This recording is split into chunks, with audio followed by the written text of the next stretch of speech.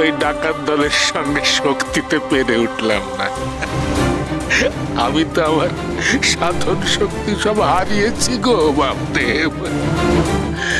জানো তো ঠাকুর, ওই ডাকাত দল আমায় বারবার জিজ্ঞেস করছিল কি করে আমি এই এত সব ধন সম্পদ পেলাম, কোত্থেকে পেলাম, বারবার জিজ্ঞেস করছিল। কিন্তু সততাচারেও আমি ওদের সেই বস্তুর কথা বলিনি গো বামদেব, কারণ আমি জানতাম একবার ওই ইচ্ছা পূরণ বস্তুর কথা বলে দিলে ওরা আমায় মেরে ফেলবে গো, মেরে ফেলবে।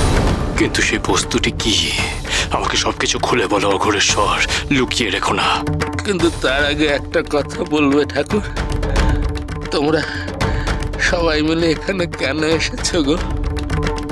তোমরা কি আমায় চিরদিনের জন্য শেষ করে দিতে এসেছো? নিশ্চয়ই তাই। মা তারাই পাঠিয়েছে এইখানে আমায় মেরে ফেলতে, তাই না?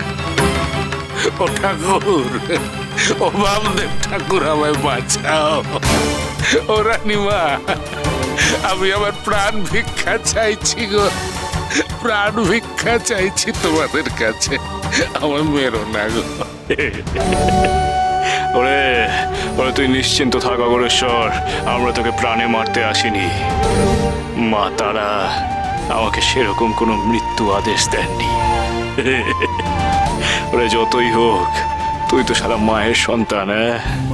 মা তার দুষ্ট সন্তানকে দমন করেন ঠিকই, তাকে শাস্তি দেন ঠিকই, তবে তার মৃত্যু ঘটান না। আমার পরম আছে দয়াময়ী, কৃপাময়ী, করুণাময়ী তারা, জয় তারা, জয় তারা। শোন অঘোরেশ্বর, আমরা এই গুহায় এসেছি এক অমূল্য জবার সন্ধানে। সেই অমূল্য স্বর্ণ জবা হলো আমার বড় মার সজ্জার অঙ্ক। সেই জবা আমি উদ্ধার করে আমার বড় মার হাতে তুলে দিতে চাই। স্বর্ণ জবা? ঠিক করে বল দেখি অঘোরেশ্বর, তোর ইচ্ছা পূরণ করবার সেই বস্তু কি আমার বড় মার স্বর্ণ জবা? চুপ করে থাকিস না অঘোরেশ্বর, প্রশ্নের উত্তর দে। তোর ইচ্ছা পূরণ করার বস্তু কি আমার বড় মার স্বর্ণ জবা? মামা, ও সোজা কথার মানুষ নয়। ও জানলেও কোনোদিনও তোকে বলবে। ওইখানেই পড়ে থাকুক এইভাবে, আমরা নিজেরাই খুঁজে নিই। চল। না না না রানীমা, না, এখানে এখানে আমার এইভাবে ফেলে যাবেন না। এই কঠিন বন্ধন থেকে আমায় মুক্তি দিন রানীমা, মুক্তি। তোর যা অবস্থা অঘোরেশ্বর, তোকে মুক্ত করলেও তুই বাঁচবি না। ও কথা বলো না বামদেব, তুমি আমায় বাঁচাতে পারো।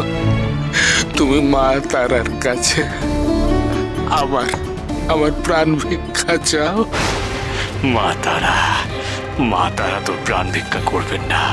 মা তারা তোকে কোনোদিনও ক্ষমা করবে না অঘোরেশ্বর, কারণ তুই পাপ করেছিস, কারণ তুই মানুষকে ঠকিয়েছিস, কারণ তুই মানুষকে প্রাণে মারতে চেয়েছিস অঘোরেশ্বর। সে পাপের কোনো ক্ষমা নেই রে। জানি আমি চরম ভুল করেছি। আমি মা তারার বিরুদ্ধে আচরণ করেছি। আমি তোমারও বিরুদ্ধে আচরণ করেছি। আমি নাটোরের রাজ পরিবারের সকলের ক্ষতি চেয়েছি গো ঠাকুর। আমি রানীমার ক্ষতি চেয়েছি, বরেন্দ্রর ক্ষতি চেয়েছি, বীরেন্দ্রর ক্ষতি, মহেন্দ্রর, সকলের ক্ষতি শুধু চেয়েছি আমি। কিন্তু বিশ্বাস করো বাপদেব, আমি আর ভুল পথে যেতে চাই না। আমি আর অসৎ পথে অসাধুভাবে জীবন কাটাতে চাই না। আমি ভালো হতে চাই। আমি মা তারার শত্রু নই, পরম ভক্ত হয়ে থাকতে চাই। আমায় ক্ষমা করে দাও ঠাকুর, দয়া করে আমি ক্ষমা করে দাও। এর আগে আমি তোকে বহুবার ক্ষমা করেছি অঘরেশ্বর, আর প্রতিবার তুই আমাকে নিরাশ করেছিস। তুই প্রতিবার পুণ্যের পথ ছেড়ে পাপের পথে পা বাড়িয়েছিস, মানুষের ক্ষতি সাধন করেছিস তুই। আমার বড় মা আমাকে প্রতিবার বলেছিল যে বাবা ওকে ক্ষমা করিসনি। আমি আমার মায়ের কথা না শুনে আমি তোকে ক্ষমা করেছিলাম অঘরেশ্বর। তুই সেই ক্ষমার মর্যাদা রাখিসনি। তোকে আর ক্ষমা করবো না অঘরেশ্বর, তোকে আর ক্ষমা করা যাবে না। জানি গো ঠাকুর, আমি জানি, কিন্তু এইবার আমি পুণ্যের পথে যেতে চাই ঠাকুর। আমি পাপের পথ ছেড়ে পুণ্যের পথে যেতে চাই ও ঠাকুর। আমি তার প্রমাণ দিতে পারি গো ঠাকুর, প্রমাণ। প্রমাণ? কি প্রমাণ দিবি তুই? কি প্রমাণ দিবি? আমি তোমায় সেই ইচ্ছা পূরণ জবার সন্ধান দিয়ে আমার জীবনের প্রথম পুণ্যের কাজ করতে পারি ঠাকুর।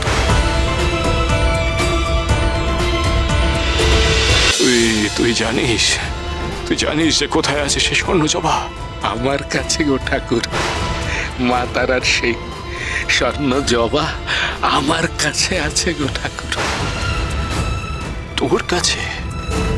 তুই কি করে পেলি সেই স্বর্ণ জবা? তারাপীঠ থেকে পালিয়ে আমি এই নির্জন গুহায় এসে আশ্রয় নিই।